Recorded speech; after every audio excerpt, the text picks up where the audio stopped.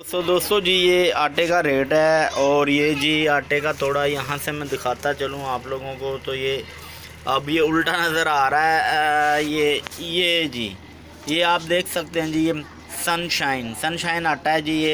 ये जी 20 किलो का तोड़ा इसका जी मिला है जी पूरा 1800 रुपये का।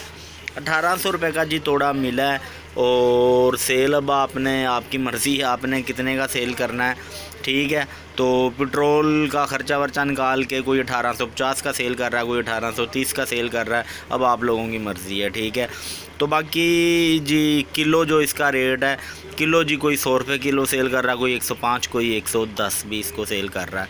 तो बाकी हर बंदे का कंपटीशन होता है, पास दुकानें होती हैं, तो हर किसी का अपना अपना रेट होता है। तो आपने अपने हिसाब से सेल करना है, ठीक है।